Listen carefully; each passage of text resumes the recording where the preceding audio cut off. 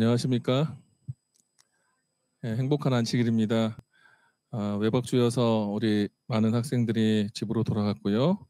또 학교는 평온한 가운데 또 안식일을 맞이하게 됐습니다. 오늘 저는 마태복음 8장 1절로 4절에 있는 말씀을 본문으로 해서 군중 속의 나병 환자라는 제목으로 말씀을 함께 나누겠습니다. 함께 우리 성경절을 같이 한번 교독해 보겠습니다. 자, 1절은 제가 읽고요. 2절은 여러분들이 읽고 3절은 제가 읽고 4절은 또 여러분들이 같이 읽겠습니다. 예수께서 산에서 내려오시니 수많은 무리가 따르니라. 한 나병 환자가 나와 절하며 이르되 주여 원하시면 저를 깨끗게 하실 수 있나이다 하거늘 예수께서 손을 내밀어 그에게 대시며 이르시되 내가 원하노니 깨끗함을 받으라 하시니 즉시 그의 나병이 깨끗하여 진지라. 예수께서 이르시되 삼가 아무에게도 이르지 말고 다만 가서 제사장에게 내 몸을 보이고 모세가 명한 예물을 드려 그들에게 입증하라 하시니라. 아멘. 아멘. 제가 산상수훈의 말씀들을 함께 마무리하고서 이제 산상수훈 다음의 이야기들을 이제 몇 가지들을 좀 들려드리려고 합니다. 예수님께서 산에서 많은 사람들에게 말씀을 가르치시면서 하나님의 말씀이 그들의 마음속에 파고들게 하셨습니다. 그래서 이 말씀을 통해서 사람들은 예수님의 신적 권위를 인정할 수밖에 없었습니다. 세상 사람들과 여러 성경 교사들과 달랐던 그 말씀의 권위에 그들의 마음을 다 내려놓았습니다. 그리고 그 말씀의 권위는 이제 사람들의 마음 속에서 하나하나 움직였던 것이 밖으로 나올 단계가 되었습니다. 그때 예수님께서는 그 사람들의 깊은 감동 입은 상태로 산을 내려오셔서 이제 갈릴리 주변을 걷고 계셨습니다. 그때 그 예수님 주변을 따랐던 사람들, 그리고 그 많은 사람들이 함께 어우러져서 이제 예수님 가시는 길이 어딘지, 그리고 그분을 따라서 함께 하고 싶은 사람들이 생겨서 무리들이 만들어지기 시작했습니다. 말씀을 통한 깊은 감동과 사람들의 내면을 깨우치신 산상수훈의 말씀을 통해서 많은 사람들은 이제 예수님을 그냥 내버려 두지 않으려고 했습니다. 그리고 그 예수님이 계신 곳은 천국 복음과 함께 있는 깊은 감동과 그리고 그 마음속에 함께 하늘에 갖고 싶은 사람들이 그 소망을 함께 확인하고 싶어하는 움직임으로 여러 추종자들이 예수님을 따라가기 시작했습니다. 예수님의 가르침을 받은 사람들 중에서 이러한 내적 깊은 감동을 받은 사람들이 바로 추종자를 통해서 예수님의 제자가 됩니다. 그리고 예수님의 사역 초기에 예수님의 말씀에 감동된 사람들이 예수님을 따르면서 성경에는 이 표현을 수많은 무리, 멀티튜드라고 기록하면서 셀 수 없는 사람들이 예수님을 따랐다라고 표현하고 있습니다. 그리고 그 많은 사람들이 누군지 기억되진 않지만 예수님 안에서 실제 말씀의 감동을 느끼길 원했습니다. 그것이 바로 4장 1절에 있는 이야기입니다. 성경에는 그 수많은 무리를 그레인 멀티튜드라고 이야기하면서 셀 수 없는 많은 사람들이 예수님을 따르면서 예수님과 함께 했던 그 감동의 이야기를 이제 그들의 입에서 이야기하고 그들의 삶 속에서 함께 공유하기 시작했습니다. 그래서 많은 이들이 예수님을 따르는 그 가운데 중간중간에 어느 누구도 낄 수 없는 그런 큰 무리 속에 어느 한 사람이 그 무리를 싹둑 잘라내듯이 끼어듭니다. 그 사람이 오늘 말씀의 주인공인 한 나병 환자입니다. 한 나병 환자의 움직임이 4장 2절에 나와 있는데요. 이 사람이 갑자기 예수님께 절하면서 주여 원하시면 저를 깨끗하게 하실 수 있나이다라고 예수님 앞에 그의 신앙을 고백합니다. 이렇게 갑자기 등장한 나병 환자의 태도는 많은 사람들을 당황하게 했습니다. 왜냐하면 성경의 나병 환자는 현재 우리가 아는 한센병, 문둥병이라고 이야기하는 환자인데요. 그 사람들은 병이 발견되었을 때 피부색이 하얗게 변하고 그리고 종기나 여러 가지 뾰루지 같은 것이 생겼을 때 제사장에게 가서 그것이 나병으로 판명이 되면 레위기 13장 46절에 이런 표현이 있어요. 병이 있는 날 동안은 늘 부정할 것이라. 그가 부정한즉 혼자 살되 진영 밖에서 살지니라. 자신의 의지와 상관없이 제사장에 의해서 그 병이 들었다는 것이 공식화되었을 때 가족과 생이별하고 친구들과 생이별해서 성 밖에 나가서 외톨이 생활을 했었던 사람들이 나병 환자입니다. 그 환자가 갑자기 들어왔을 땐 사람들이 당황할 수밖에 없었습니다. 이미 우리 무리에 들어올 수 없었던 사람이고 들어와서도 안 되는 사람이 갑자기 예수님께 온 것입니다.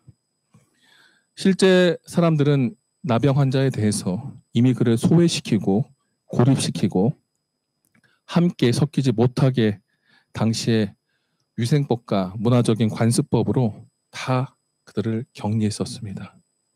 이렇게 사람들의 기억에서 잊혀져간 한 나병 환자, 그리고 이름도 모르고 아무도 알아주려고 하지 않고 아무도 알 필요가 없는 그 환자, 그 나병 환자가 예수님의 제자들의 무리 중에 갑자기 끼어들어 옵니다. 왜 그랬을까? 왜 그랬을까? 산상수훈 다음에 나오는 이야기는 상당히 제게 많은 생각을 하게 했습니다.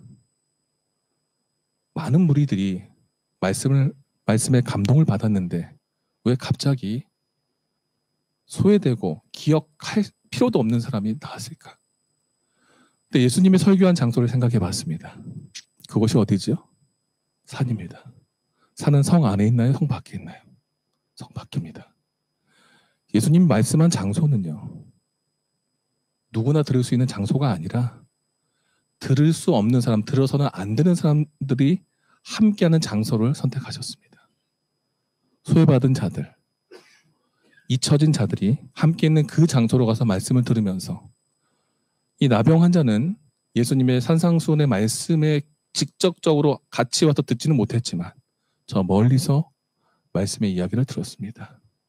그분의 가르침을 배웠고요. 그 주변에 있는 여러 사람들의 이야기를 통해서 그도 소문을 들었습니다. 이미 예수님께서 산을 배경으로 말씀하시는 그 상황에선 사회적으로 소외되어 있고 배움의 기회가 없고 어느 누구도 가까이 하기 싫은 그 사람에게까지 다가가셔서 의도적으로 말씀을 가르쳤다는 것을 알 수 있습니다. 즉, 그가 들을 땐 소외된 나에게 다가오신 예수님은 나를 위해서 온 것이었습니다. 어느 누구도 자기에게 오지 않았습니다. 그리고 아무도 알아주지 않았지만 그 예수님의 그 말씀은 그에게 엄청난 감동이 되었어요. 왜냐하면 그 당시 동양에서는요, 한센병이 가장 무서운 질병이었고요.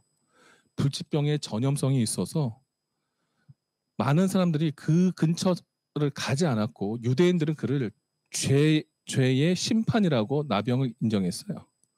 그래서 내가 영원히 저 사람과 접촉하는 것을 통해서 영원히 내가 하나님의 심판에 설 수 있다는 두려움이 있었어요. 그래서 그 나병 환자를 나병 자체를 무엇으로 얘기하냐면 하나님의 손가락, 하나님의 치심, 때리심으로 불렀었어요. 그러니 그런 사람을 어느 누가 가까이 하겠습니까? 죽은 사람처럼 사는 것, 죽은 사람의 시체 색깔처럼 허옇게 썩어져가는 피부를 갖게 된 그들의 모습은 사람들에게 당연히 잊혀질 수밖에 없는 존재였습니다. 그러니 그의 마음속엔 이번 생에는 망한 생이었습니다. 돈이 있어도 내 지위가 있어도 나는 망한 거예요. 이 한 나병 환자의 마음속엔 그래서 이생망 이 마음을 갖고 살았던 거예요. 근데 그런 사람의 마음에 자기 편 가까이서 들렸던 천국 복음은 엄청난 희망의 소리였어요. 왜냐하면 늘 고립되었고 내쳐졌던 자기에게 말씀에 가까이 왔고 그 말씀 속에 예수님은 천국에 대한 이야기를 그려주셨습니다. 이 생은 망했지만 다음 생은 잘 살아볼까? 이 생 잘 안 됐는데, 지금까지 내 인생 잘 안 풀렸는데 저 말씀대로 한번 믿어볼까? 지금 생활 속에서 더 이상 삶의 변화도 없고 안 될 것 같고 포기할 수밖에 없는 그 현실 속에 들렸던 예수님의 가르침은 이제 희망 없었던 그 사람에게 작은 소망을 하나하나 심어주는 말씀이었습니다. 그리고 그 먼 소망의 이야기를 이제 그는 내 눈앞에 희망의 소리로 바꾸고 싶었어요. 더 이상 끝으로 갈 수가 없잖아요. 이 고립한 데서 더 가면 죽는 거니까 용기를 냈습니다. 먼 무리가 있습니다. 직접적으로 가면 또 쫓겨날 것 같으니 우회해서 가면서 무리에 가는 그 길을 보면서 돌아가지고 우회해가지고 예수님 있는 앞으로 가서 그 무리 가운데를 싹둑 잘라가지고 예수님 저 좀 만나주세요. 그리고 예수님께 대뜸하는 말이 주여 원하시면 저를 깨끗하게 하실 수 있나이다. 당신이 원하시면 주님 당신은 저를 깨끗하게 만들 수 있습니다. 주님 당신의 가르침을 통해서 애통하는 마음으로 살았던 저이고 구하면 주시겠다는 말씀을 의지해서 당신 앞에 나아갑니다. 그러니 주님 이제 당신을 주인으로 모시고 살겠으니 다음 생애가 아니라 지금 이 생에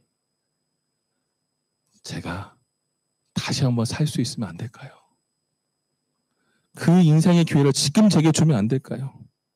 그 기회 지금 얻고 싶은데 이것이 주님의 뜻이면 당신의 뜻이면 제게 실행해 주십시오. 그 말이 오늘 이 한 나병 환자의 신앙 고백입니다. 영어로 이렇게 나와 있어요. Lord, if you are willing, you can make me clean. 주님, 당신이 할 수 있으면, 당신이 원하시면, 당신 의지가 있으시면 주님, 저 깨끗하게 만드실 수 있는 거 저 알아요. 마음속에 제가 믿음이 있어요. 그 믿음 하나를 갖고 예수님께 나아갔던 그 한 사람은 그게 인생의 전부였습니다. 버려졌고 잊혀졌고 내쳐진 한 사람의 그 신앙 고백은 예수님의 마음을 움직이셨습니다. 예수님의 감동적인 가르침을 받았던 한 사람 그리고 그 가르침을 받았던 사람들은 다 평범한 사람들이 아니라 내면적 갈급 속에서 인생의 답을 찾지 못하고 경쟁이 치열한 사회 속에서 뛰어도 모자랄 판에 졸고 잠자고 포기하고 이생망 하면서 신세한탄하는 겉으로는 드러나지 않고 아무도 알아주지 않지만 속이 타들어가는 그들의 모습이 바로 이 나병 환자의 모습이었고 그의 모습이 바로 이 갈급함을 가지고 주님 앞에 나간 작은 환자 한 명이었습니다. 그 중에 용기 있는 한 사람, 나병 환자가 바로 예수님께 나온 겁니다. 그가 얘기했던 주여 원하시면이라는 단어는 전혀 의심 없고 자신이 어떠한 사심을 갖지 않고 주님이 주시는 결과가 어떤 것이든지 받겠습니다. 어떤 이유와 변명을 따지지 않고 주님 받겠습니다. 그러니 주님, 저를 한번 당신의 능력으로 손대봐 주십시오. 라고 고백한 겁니다. 주님은 말씀하러 온 용기 있는 이 환자의 마음과 믿음을 보셨습니다. 그리고 그에게 이렇게 하시죠. 손을 내밀어 그에게 대시고 이르시되 내가 원하노니 깨끗함을 받으라 하시니 즉시 그의 나병이 깨끗하여진지라. 예수님이 이생망하고 살았던 어느 누구도 기억하지 않은 그 한 사람, 만지면 전염돼서 나도 죄받아서 죽을 것 같은 그 사람에게 손을 내미십니다. 영어로는 put out his hand라고 해요. 그의 몸에 있었던 손이 그를 향해서 나아갔습니다. 그리고 그를 어떻게 했어요? 터치했어요. 저는 이 단어에서 엄청난 은혜를 받았습니다. 왜요? 터치란 말이 두 가지 의미가 있습니다. 만지다라는 의미가 있고요. 내면의 의미를 쓸 때 먼저 아세요? 감동받다라는 거예요. 예수님이 이를 사랑하는 것을 무엇으로? 그의 몸에 붙었던 손으로 뻗어서 만져줬을 때 그가 깊은 감동을 받았어요. 나도 의미 있는 사람이구나. 나 외롭게 지쳐있고 외롭게 잊혀진 존재인 줄 알았는데 나 사람으로 인정해 주네. 야, 이 예수님이 나를 만져주셨다. 내 신앙 고백과 기도를 이분이 받아주셨다. 그분의 터치는요, 단순한 만짐이 아니라 그의 말 속에 담겨 있는 그 모든 것을 손 하나에 그는 담았습니다. 예수님이 뭐라고 하시냐면 내가 원하노니 깨끗함을 받으라. 뻗어서 만졌을 때 이미 그의 마음이 움직였고 움직이는 그 순간 그 사람은 이미 낫기 시작했습니다. 마음이 나았어요. 그의 마음속에 소망이 싹 텄고요. 그리고 예수님의 말씀을 통해 그가 예수님께서 증거해 주시는 그 말씀을 받아들일 수 있었습니다. 영어 성경에는 그 표현 다음에 즉시 그의 나병이 깨끗하여졌다라는 그 부사 즉시를 immediately라고 씁니다. 대고 말씀하시는 그 순간, 그 찰나에 뭐 했다고요? 낫다고요. 예수님께서는 믿음으로 말씀하셨던 그 사람에게 말씀으로만 반응하시지 않으셨죠. 어떻게 하셨죠? 친히 그의 손을 움직이셔서 갖다 대셨습니다. 말씀으로만 하셔도 되는데 손을 대셨습니다. 왜 그럴까요? 상처받은 그 사람이 말로만으로는 설 수 없었던 걸 알았습니다. 그의 마음이 감동받을 수 있는 무엇인가 증거가 필요했기 때문에 그 손을 터치하셔서 그 나병 환자의 마음을 움직여 주셨고 그 움직인 마음이 주님께서 말씀하시는 내가 너를 낫게 하겠다라는 그 말 하나에 순간 마음을 확 열어서 열려진 그 믿음의 마음 속에 하나님의 능력이 임했던 것입니다. 이것은 단순히 한 사람에 대한 반응을 하신 것은 아닙니다.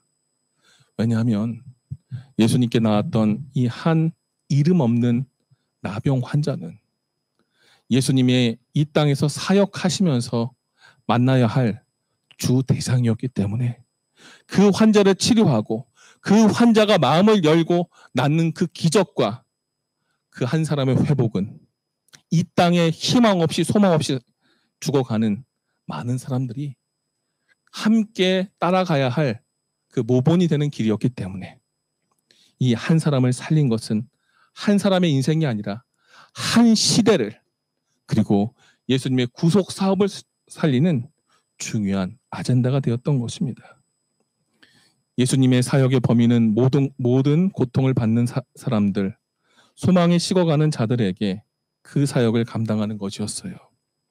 그리고 예수님께서는 하나님의 말씀에 대한 믿음과 소망으로 온 사람에게 이 사람을 통해서 지금까지 자신이 말한 하나님의 말씀의 능력을 이제 눈으로 와서 보라고 그를 다시 한번 세상에 보내게 하는 것입니다. 실제 예수님께서 하신 그 반응은 한 사람에게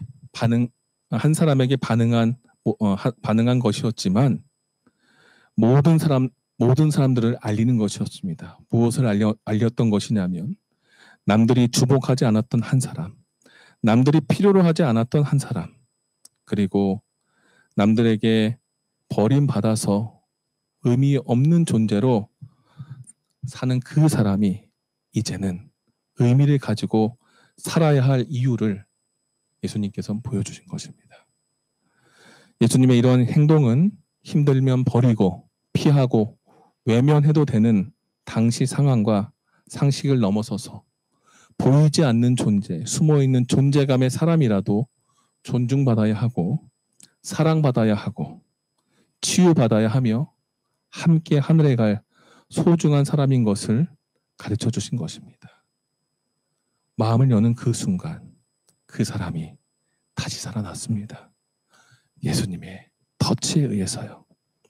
즉시 나병 환자는 마음을 열었을 때 그 즉시 건강하게 되었는데 시대의 소망 263페이지에는 신경들이 살아나고 근육들이 단단하게 되고 피부는 거친 피부는 아이의 피부처럼 되었다고 기록하고 있습니다. 받아들이는 그 순간 그는 치유의 즐거움을 누릴 수 있었습니다. 그래서 예수님은 이에게 하나 명령을 하십니다. 뭐냐면 어떤 사람에게도 먼저 알리지 말고 어디로 가라고요? 제사장에게 가서 예물을 드리고 이것을 뭐 하라고요? 입증하라 라고 합니다. 이 사람이 나병이 나았다는 것을 입증한다는 것은 이 사람이 회복되었고 이 사람이 이제 사람다운 사람이 되었다는 것을 증명하는 겁니다. 한 질병이 나았다는 것을 알리는 것이 아니라 쓸모없는 존재에서 가치 있는 존재가 되었다는 것을 증명하는 거죠. 이 표현에 입증하라는 말이 바로 우리가 말하는 테스트머니라는 거예요. 이게 뭐죠? 증거입니다. 선지자의 증거할 때 증거입니다. 어떻게 보이라고요? 어느 누구에게가 아니라 제사장에게 가서 공식적으로 병이 나았다는 것을 통해서 예수님께서 이 일을 하셨고 예수님께서 나를 살리셨고 그러니 내가 이제부터 예수님 뜻대로 살겠다는 것을 뭐 하라고요? 증거하라는 거예요. 그래서 예수님께서는 이 한 사람을 낳게 하면서 결국에 제사장에게 돌려보내서 이 제사장을 통해서 이제 이 사람이 의미 있는 존재가 되었고 공식적인 나음의 선포를 통해서 예수님의 사역이 분명히 이 땅에서 시작된 것을 공식적으로 알린 것입니다. 레위기 14장 2절에 바로 제사장에게 데려가서 나병 환자가 정결하게 된 것을 알리라고 이야기합니다. 그 율법대로 예수님은 순종하셨고 율법에 의해서 예수님께서 하나님께서 원하셨던 그 사역의 중심, 잊혀졌고 버려졌고 들을 기회가 없었던 그들에게 가서 말씀하시고 그들이 올 때 그들에게 모든 사랑과 은혜를 베푸셔서 그 사람을 살리셨던 그 기적을 이제 분명히 증거하고 증명하라고 이야기하신 겁니다.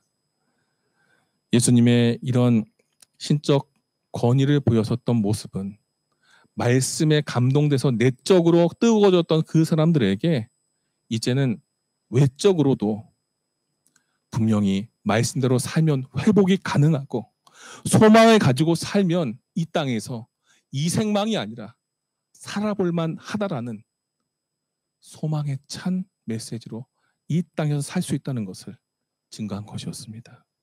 이것은 단순한 권위와 권능을 넘어서서 이제는 하나님의 선하심과 살아계신 하나님의 실제적인 자비를 희망 없는 한 사람에게 부어주셔서 세상에서 더 이상 숨어있지 않고 당당하게 살아갈 수 있도록 의미를 부여하시고 그에게 삶이 무엇인지를 가르쳐 주시고 그 사람을 세워주신 것입니다. 학교에 있으면서 많은 아이들을 봅니다. 많은 아이들이 이렇게 외톨이처럼 때로는 숨어 있는 것처럼 존재감 없이 있을 때가 많습니다. 그때 무엇을 해야 할까 고민을 많이 합니다. 예수님이 무엇을 했을까? 예수님은 사람들 많은 곳을 쫓아가지 않았어요. 가만히 보니까요. 잊혀진 장소를 가셔서 말씀을 가르쳤습니다. 거기에 사람들이 모인 겁니다. 내게 있는 영혼들, 내게 맡겨진 아이들, 나는 어떻게 해야 될까? 가르치는 것이 능사가 아니라 이 사람 한 사람 한 사람이 인생에 대해서 의미를 갖고 한 번 더 터치를 받아서 움직일 수 있다면, 그것이 한 번이 아니라 1000번이 된다 할지라도 예수님 가신 길이 그것이었다면 가는 것이 진짜 예수님의 제자의 길이 아닐까 생각해 봤습니다. 우리는 하나님의 말씀과 사랑을 전하는 사람으로 세상 앞에서 그것을 전하고 살아갑니다. 우리의 외침과 가르침 속에는 분명히 숨어있는 존재감 없는 그런 사람들이 주변에 분명히 있습니다. 예수님의 첫 번째 큰 가르침의 결과에 예수님께 반응해서 용기 있게 나온 그 한 사람은 다름 아닌 멋진 사람이 아니라 존재감 없고 의미 없어 보이는 한 사람이었습니다. 우리의 외침과 가르침의 현장에서도 이러한 모습이 분명히 나타날 것이고, 그때 우리들의 반응은 어떠해야 할까요? 멋지지 않아도, 잘나지 않아도 괜찮습니다.